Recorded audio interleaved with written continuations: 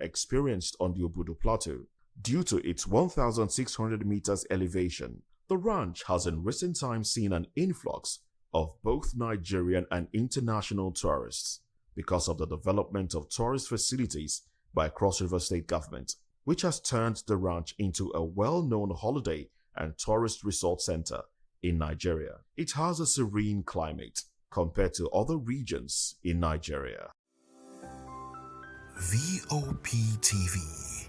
Now, you have more than a voice.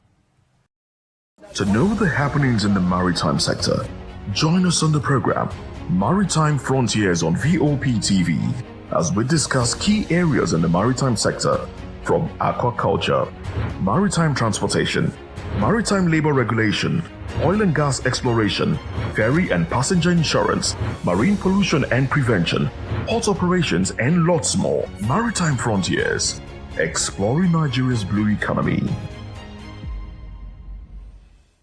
In a world where truth is the ultimate power and opinions scream the loudest, it's time to wade through the noise. Hunger no get tribe! Hunger no get religion! And scan the human interest and trending topics that matter. Stay tuned to The Issues, your plug to the stories making the buzz, from politics to science and technology, social justice, and more. Let's tackle the tough questions and expose the truth.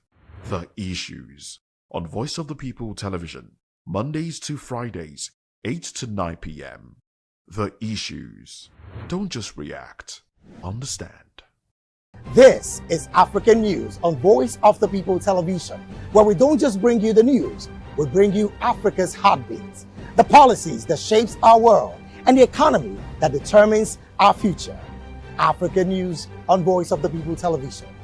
Stay with us. In a world where power shapes with every headline. In a nation full of questions. In a world filled with noise, the truth needs a voice. The policies that shapes our world and the economy that determines our future. Every hour, every day, the grapevine keeps buzzing.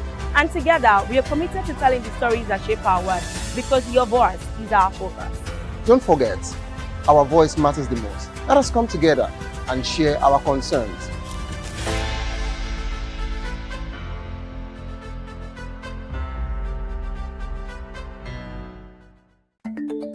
Africa is on the move, a continent of rising voices, untold stories, and powerful transformations. From the streets of Lagos to the heart of Nairobi, from the mines of Congo to the tech labs of Cape Town, the African story is being written every day. Bold, dynamic, unstoppable.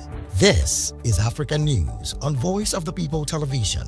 We don't just bring you the news, we analyze and bring you Africa's heartbeat, the politics that shapes our nations, the economies that drives our future, the cultures that defines who we are, the voice that must be heard. Africa News, Africa's voice, Africa's future. Where Africa speaks, the world listens.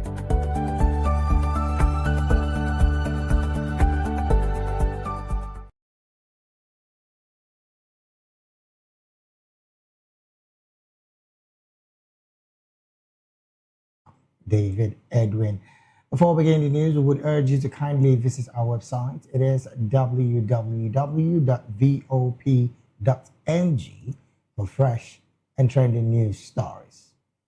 We begin the Africa news from the story where the UK government has imposed sanctions on 6 individuals suspected of committing atrocities in Sudan's war of fueling the conflict through the supply of machineries and military equipment.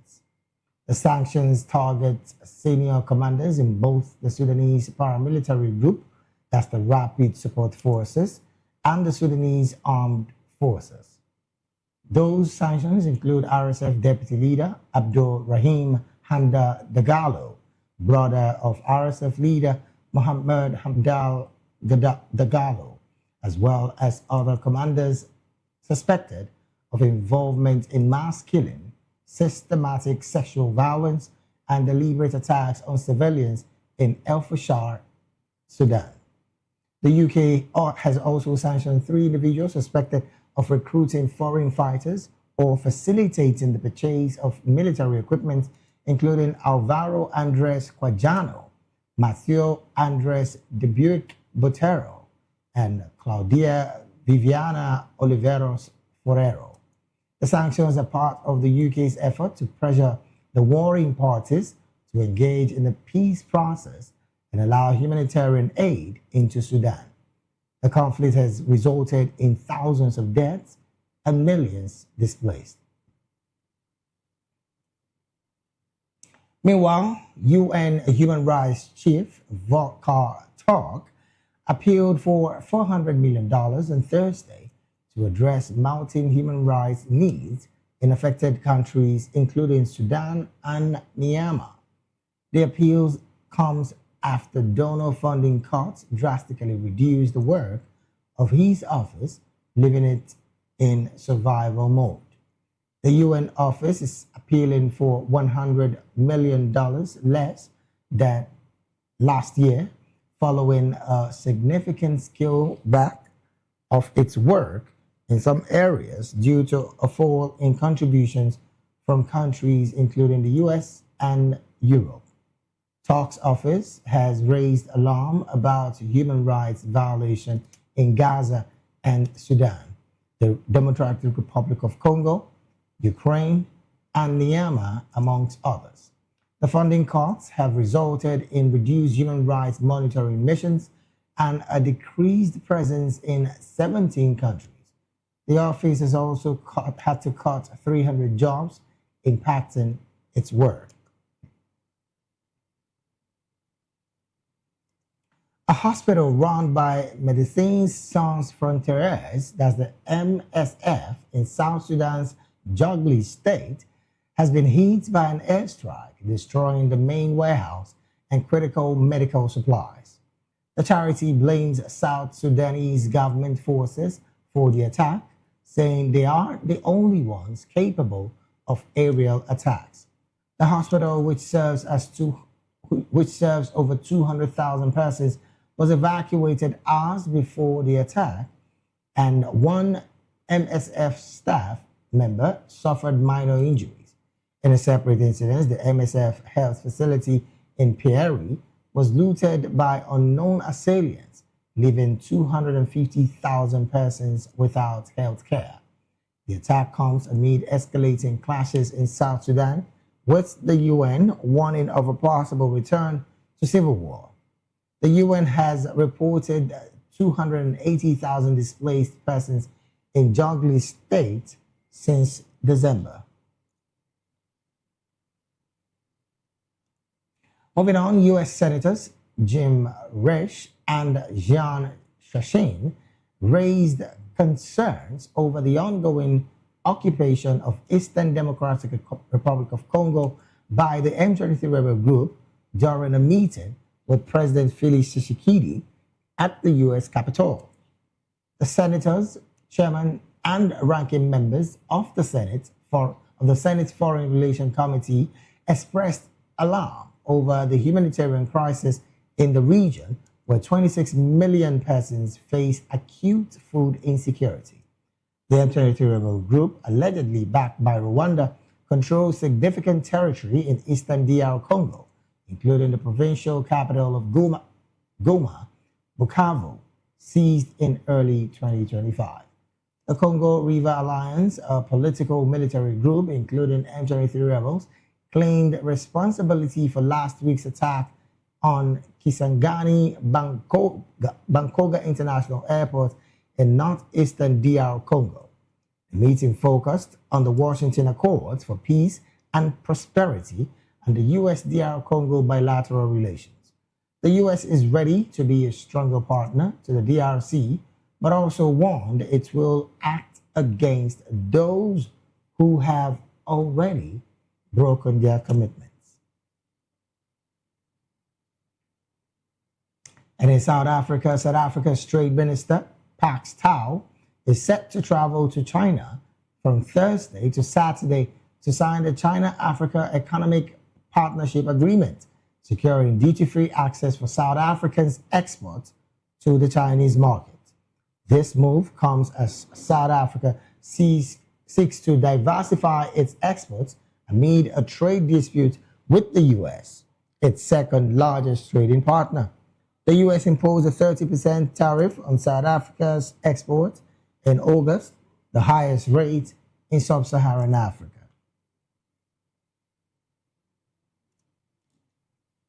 And from South Africa, we'll go straight to Uganda, where Stephen Tendo, a Ugandan minister and nursing assistant, has been detained by U.S. Immigration and Customs Enforcement as the ICE agents in Shelburne, Vermont.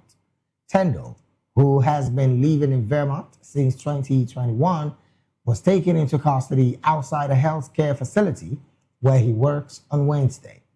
He was transported to an ICE facility in Manchester, New Hampshire, and is currently being held at the Stanford County Jail in Dover, New Hampshire.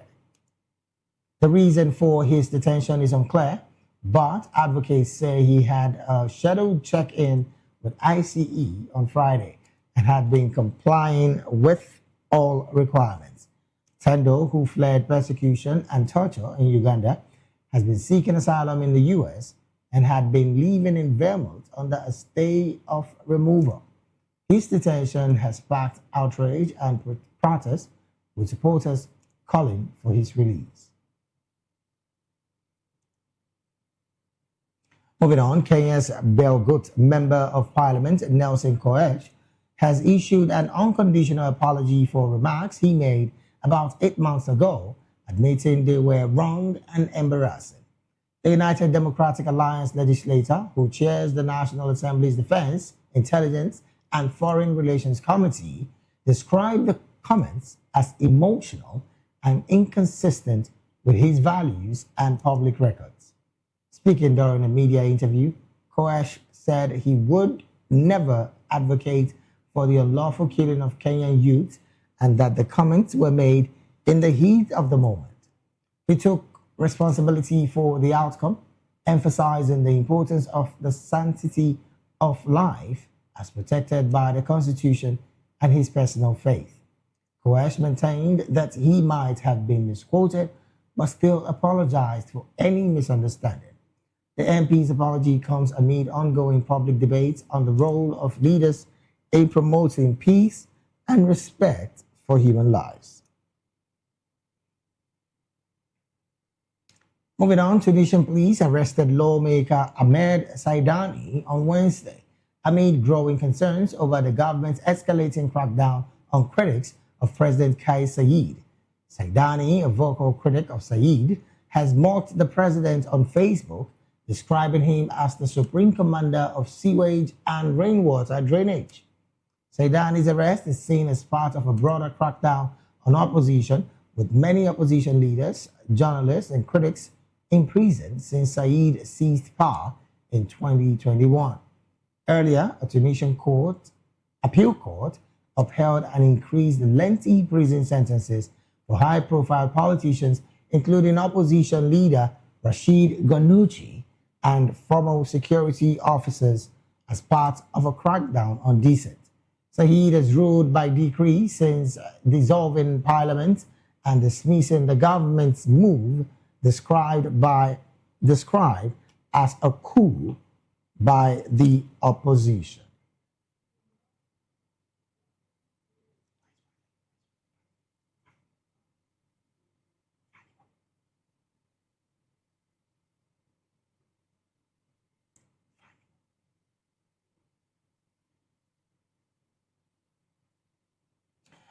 You're still watching the African News right here on Voice of the People Television. We'll go on a very short break right now. When we return, we'll be heading to the news analysis, and that will just be in a bit. Please stay with us.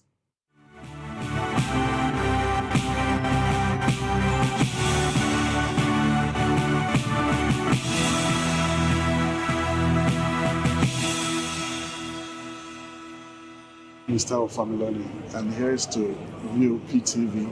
Keep watching, stay tuned, do not touch that dial.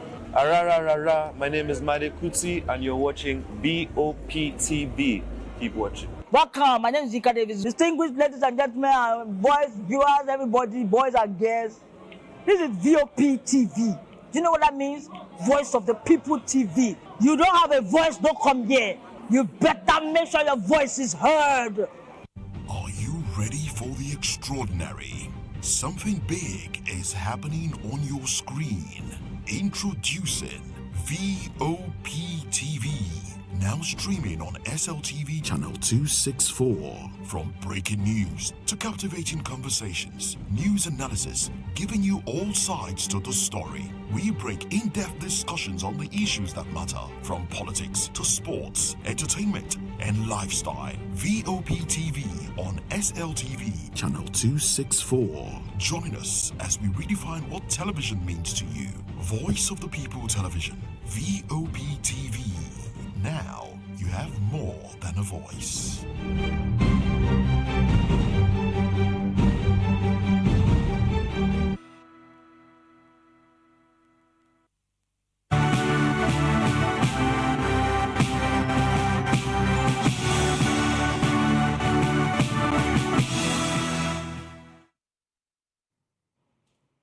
We're glad to have you back. It is still the African news right here on Voice of the People Television. We'll go straight to the analysis segment of the news now. And joining us now to make sense of these stories and more in the studio with us is Mr. Dele Fanimo. Mr. Fanimo is a seasoned reporter right here in Nigeria and also a public and political affairs analyst and commentator. Mr. Fanimo, a very good afternoon to you again. Good afternoon, David. All right, then, joining us also virtually all the way from Uganda is Barrister Edward Okwaro Matakinye. Barrister Edward is a human rights activist, a legal practitioner in Uganda, and also a business associate. Mr. Barrister Edward, thank you for joining the conversation and a very good afternoon to you. Very good afternoon. Thank you. Thank you so very much for joining the conversation. Also joining us virtually all the way from Kenya is Honorable Mercy Promise Ngota. Honorable Mercy is a candidate for the Nairobi Women's Representative seat, Dandora Phase 2 in Nairobi. Well, I understand Honorable is yet to join the conversation, but we'll be expecting her as the conversation proceeds.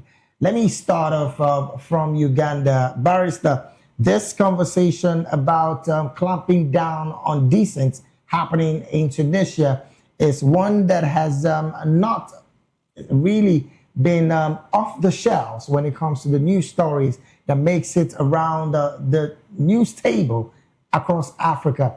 Just yesterday, the police arrested lawmaker Ahmed Saidani, and of course, this, of course, is amid the growing concerns over the government's escalating crackdown on critics of President Kais Saied. Well, interestingly as well, lawmaker Saidani has described President Saied on his Facebook as the supreme commander of sewage and rainwater drainage.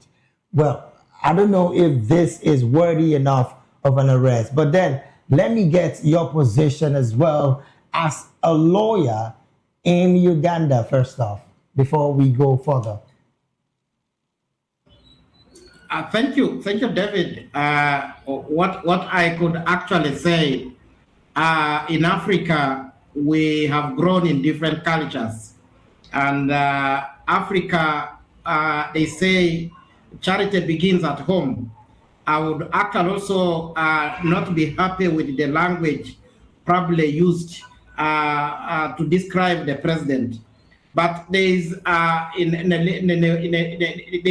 something we also need to respect in our democracy. That is freedom of speech. If we misuse the freedom of speech to now change it to a different thing, then it may catch you up.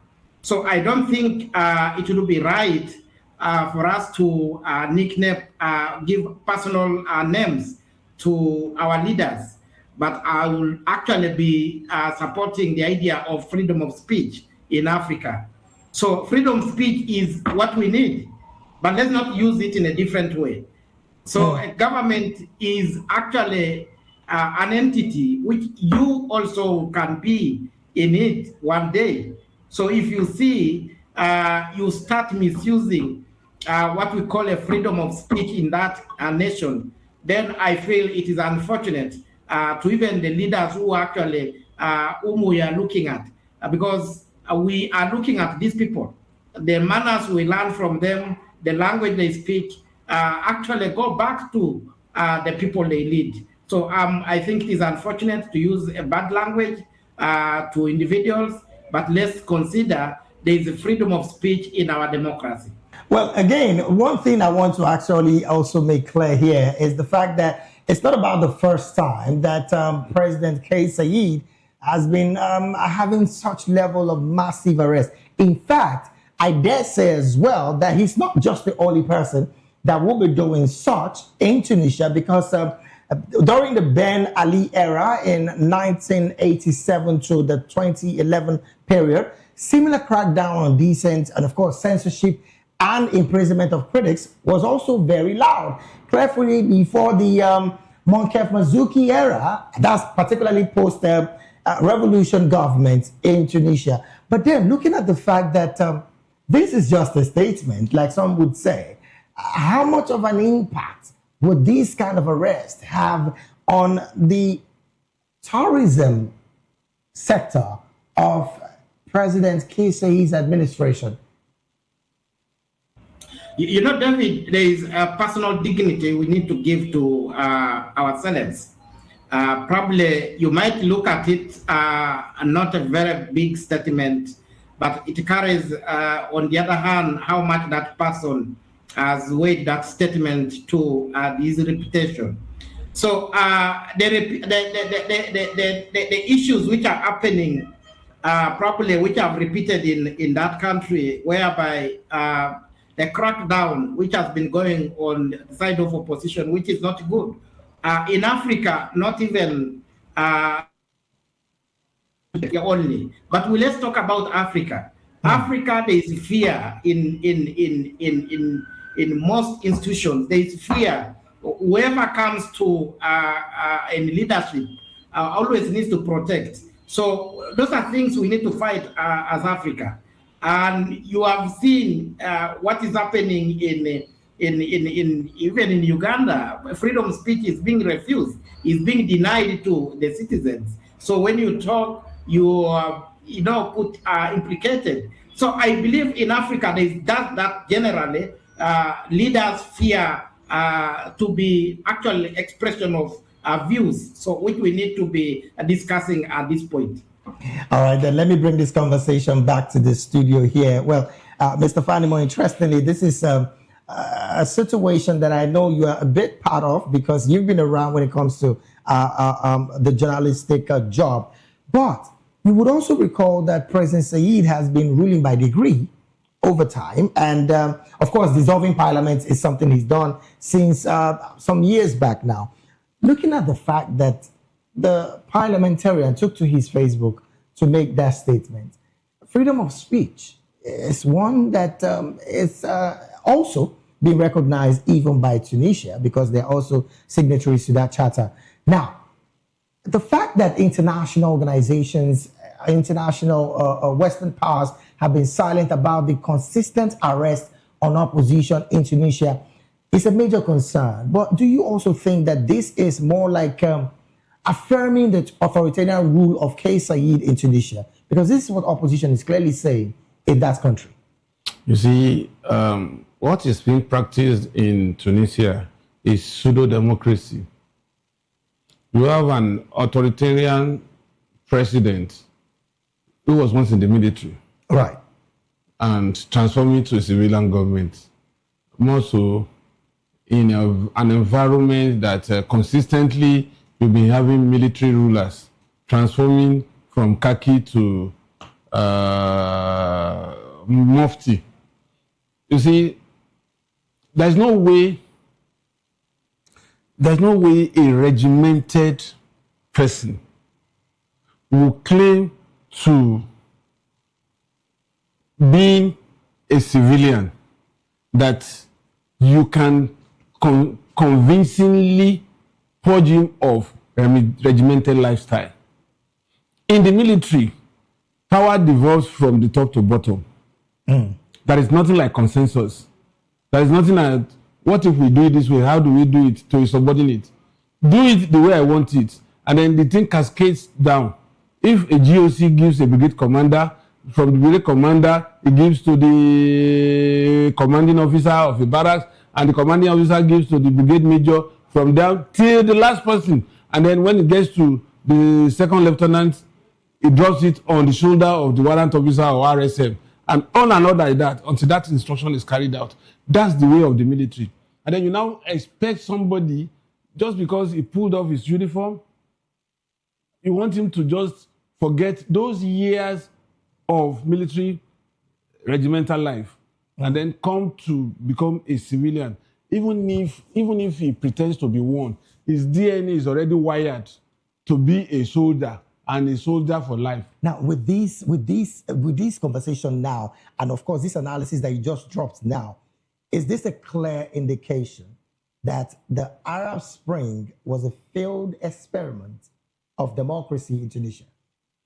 That's what I'm saying. You see, before Arab Spring, in that part of Africa, Egypt, Tunisia, Algeria, what you find is militocracy.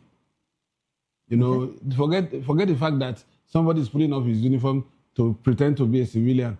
So now, how do you are not supposed to challenge a superior officer in the barracks.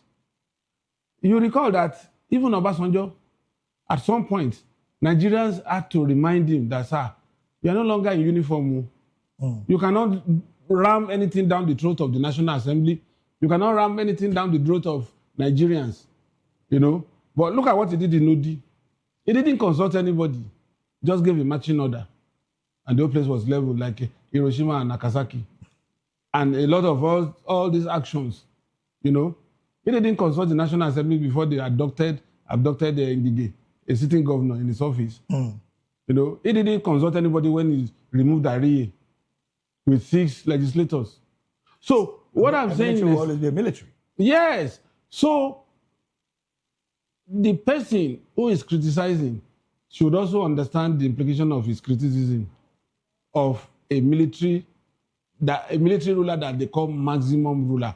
They are called maximum ruler because anything they say, they want it done. Now, Mr. Fanimo, international observers have clearly been warning the Tunisian government of gradually sliding into the Ben Ali style, which of course begatted the Arab Spring that we're talking about. Now, with these kind of warning, how much of an adherence will the Tunisian government, as led by Kais Saied, have? You know, the problem is we tend to arrogate some authoritarian powers to these people playing at all these multinational agencies, the UN, and all that. Their role is advisory to some extent, except if there is dire need for intervention. Okay. You understand? Okay. The article and charters of the UN does not preclude just somebody to jump on an aircraft and say, no, get out of this place. It doesn't work that way. So, but the point is, we cannot shy away from the fact that it's an aberration for you to pick somebody who has only criticized you. He's not gathering people for an insurrection. He's not planning coup. He's not planning insurrection. Yeah. Just because he feels strongly that this is the route you should take and you shouldn't take this route. It's enough for you to say, okay, tell this man and the Tunisians that this is why I have taken this step and this is where I am going, rather than clamping down. How many people can you arrest? Big question there. Let me take this conversation to Uganda. Barrister, interestingly as it stands, so much is happening in Tunisia. And as we speak, youth unemployment rate has risen to above 35%. Of course, inflation flying off the roof at its all-time high in the same country. Now, some have said the government clearly is spending resources meant for some development on repression. Do you also share this sentiment? And do you also think that the government of President Kais Saied might yield to the international observation statement that is saying that he might slightly be sliding into the Ben Ali era that, of course, led to the Arab Spring? Yeah, it might be that is the way to go. That is where he's going. You know, I know when we talk about criticism, in democracy, we normally consider a leader who accepts to be criticized as a leader who respects democracy.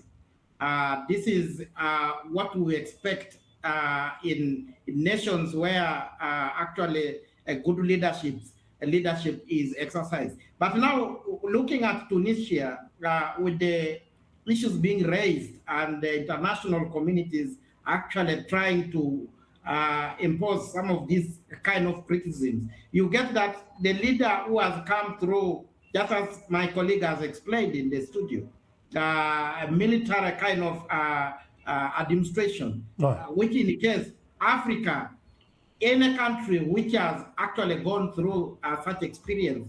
We have seen Sudan, we have seen Uganda, we have seen countries which actually are going through a military kind of administration. You just see that they don't actually entertain democracy. So there is not democracy where military is exercised. So it is only authoritarian, actually a forceful kind of administration. They lead as they want. They don't lead as per the nation.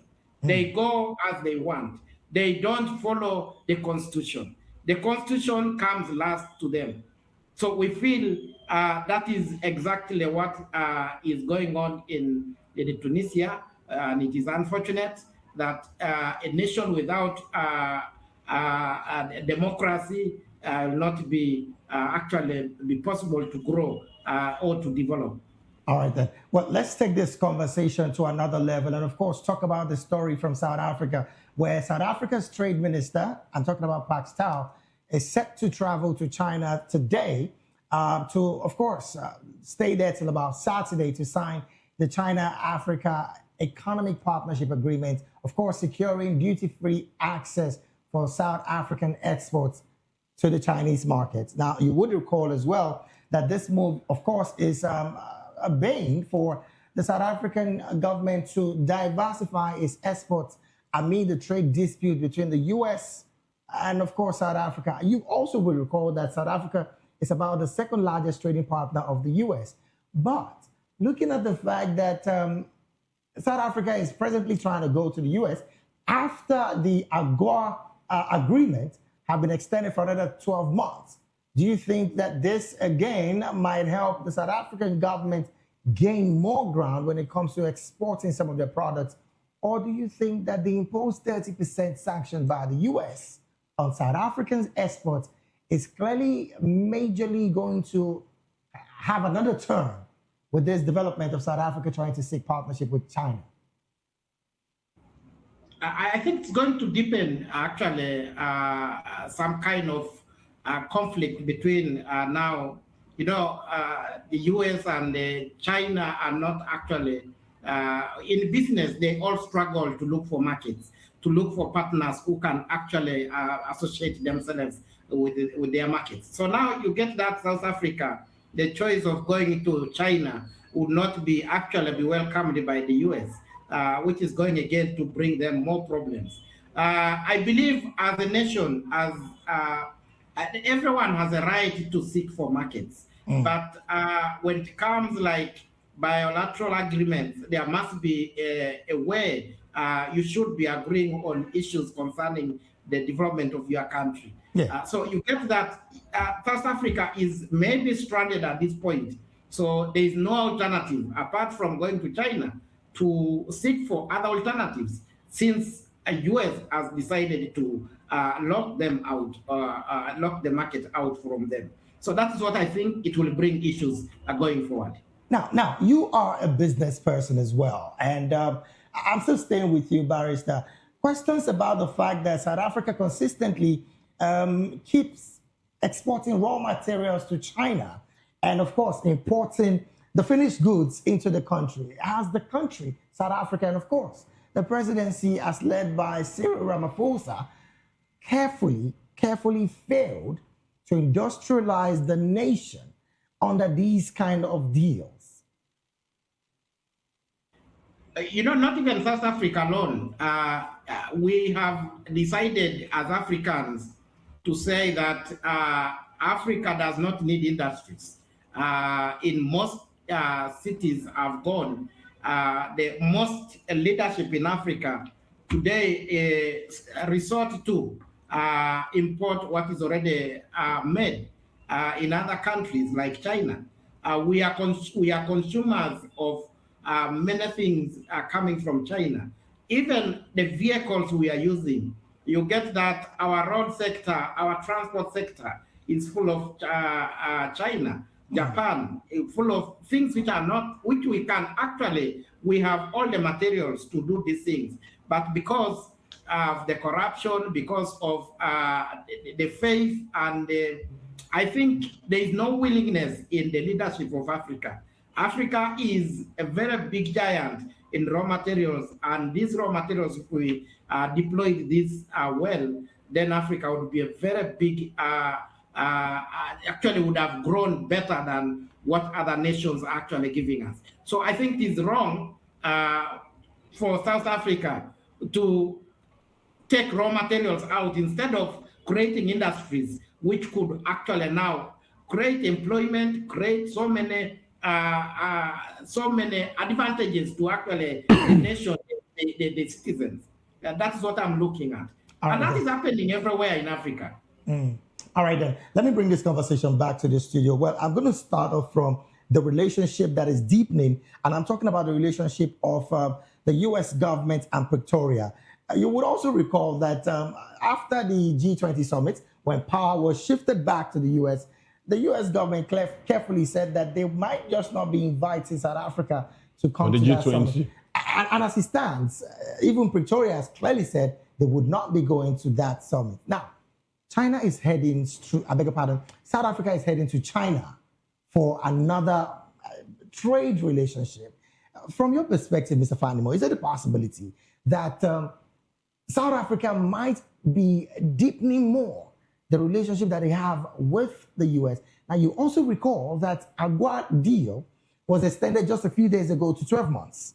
And that particular deal clearly is being benefited more by South African government. What's the position? You see, there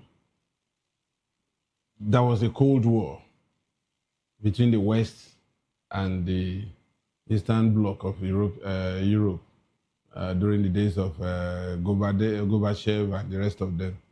Okay. And it was fought for a long while using psychological warfare. That was what brought about the James Bond 007 movies. You know, if you look at the characters in those films, you will notice that most of the people that are dealt with in some of those movies are the Eastern Europeans, particularly the Russians, during the time they were USSR, before the balkanization of USSR. Now, the thing is shifting. It's now economic war. And at the commanding height of this economic war, you have America that is sitting pretty well in the economic sphere, particularly with the dominant nature of its currency, the dollar. Yes. Now, an emerging economy is coming, which is China. You will recall that one of the first things Trump did as soon as he became president of the United States, his second coming, was to slam tariff, on China. And China also fired back, and it became a ding-dong affair. At some point, it brought in India, it brought in Canada, and the rest of them. And there was a pushback. But the truth about it is, there is another scramble for Africa as we speak. You think that is what it is right now? Yes. There's a scramble for Africa. America just woke up suddenly, recently, that Chinese had gone deep into the fabrics of Africa, and they wanted a better, bigger slice of the African economy. And so they are pushing back. And then China is also holding on. So when you see, why is BRICS coming up strong? And those dominant countries in BRICS, part of it is China. South Africa is just on the fringe. You have Brazil, you have Russia. In fact, just a couple of days ago, there was also a story about the fact that China is now receiving more money than it was lending some 3, 4, 5 years ago. That's what I'm saying. So America woke up too late. And China is the dominant factor in African economy.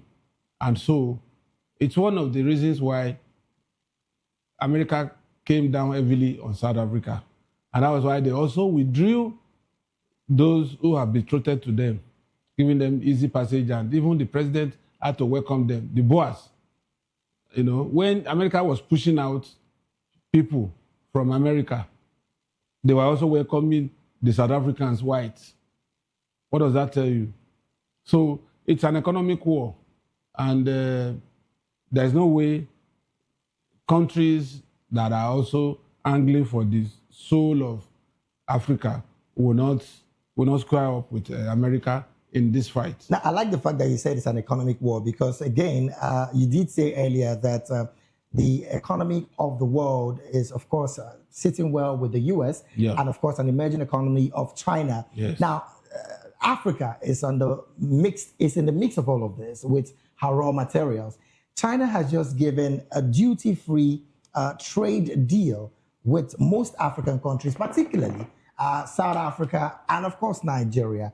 With these kind of a revelation, really, some are asking, is China another economic power that might be taking over Africa, even ahead of the U.S. that has been all around Africa for a while now? Do you need to ask that question? It's very clear.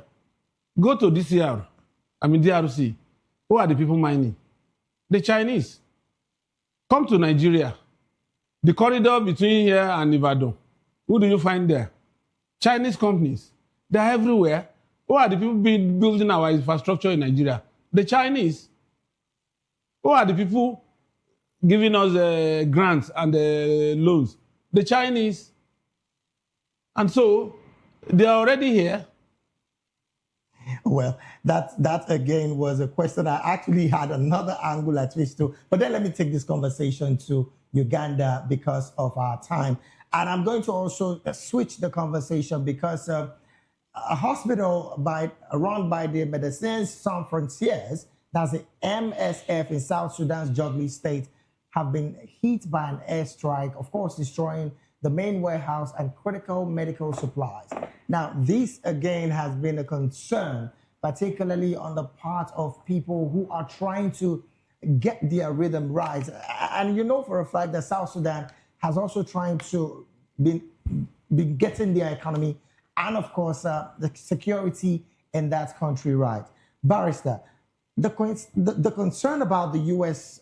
clearly stating that the M23 rebels and, of course, the DRC government agreement, the agreement signed in Washington, is one that a lot have been talking about.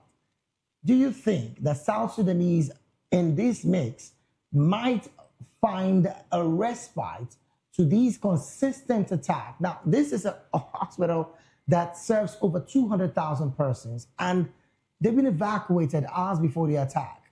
Does this signal something very dangerous for South Sudanese, who, again, are the youngest democracy in Africa? Yeah, you see, South Sudan is actually a very young democratic nation. We just started decades ago, which I feel it would be good for them to watch and develop the nation instead of focus a lot on conflicts which are actually affecting the nation. So you get that when you get the partners, you get the international communities get concerned on the issues which you themselves would have actually managed to resolve. It actually generally takes a concern even all the Africa, where you get that in Africa we don't have ways of policies on how to resolve our own problems. So yes, that actually will affect, more especially you get that this is an hospital which is accommodating a big number of our citizens. Right. So it will be really an issue which should be addressed if there was a good will. All right, then. I'm still going to stay with you before I come to the studio and wrap up this conversation. Maybe in just 30 seconds, the UK government has imposed sanctions on 6 individuals suspected of committing atrocities in Sudan's war. Now, I'm moving from South Sudan to Sudan, where, of course, the South Sudanese came out. Abdul Rahim Hamdal Dagalo, the brother to the leader, Hamad Hamdal Dagalo. These sanctions, clearly, do you think it would have an impact on how much of a respite Sudan will be getting into after several years of conflict in that country? You know, I believe at this point, as Africa, we only depend on superpower countries like US. Without them coming to our rescue, then it's going to be a problem. Yes, you commit a crime does not mean when you run away, you should be shielded somewhere and kept in a safety tank which should not be touched. The law should follow you. Where you have committed a crime, you should be the crime should be actually, you should be taken to face the law. So it's not a matter of you going to US and enjoy your life. Yet the nation which you have actually committed these crimes is draining.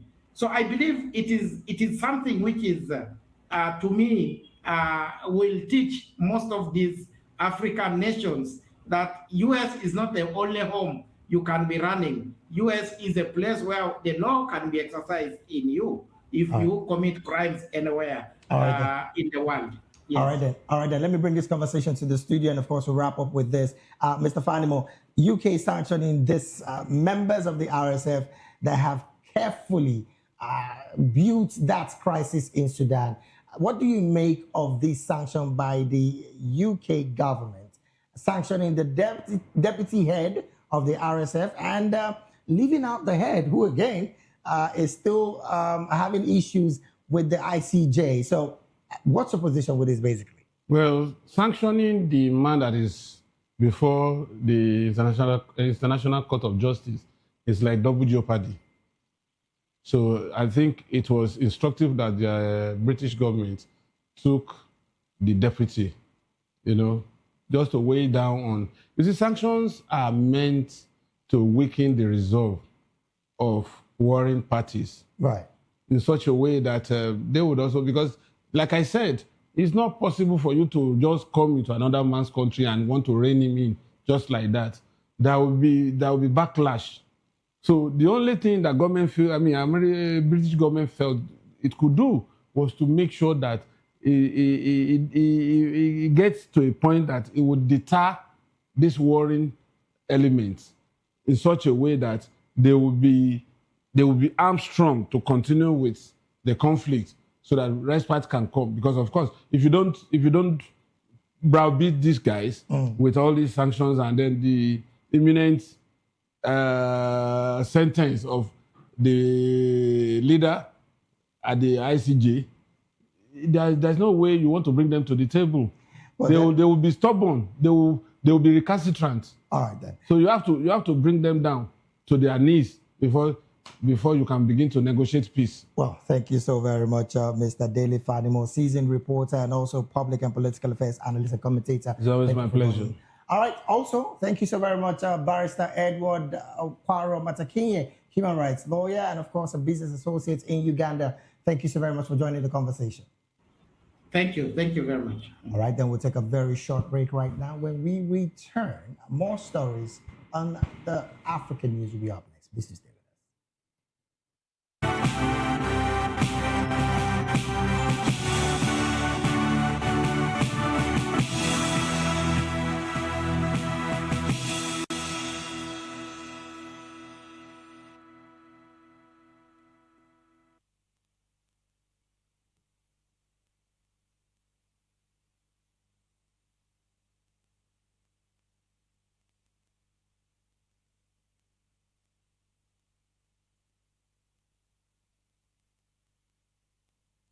Glad to have you back at the Studio African News right here in Voice of the People television. Now to more stories.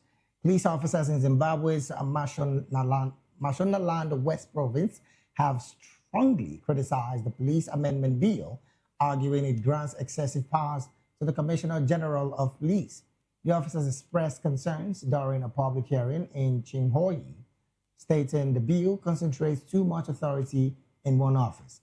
The bill allows the Commissioner General to make standing orders in consultation with the Police Service Commission and delegate statutory functions to deputies. Officers described this as repressive and lacking sufficient checks and balances. The proposed law has sparked concerns about power concentration at the top, with participants questioning the implication for accountability with the police force.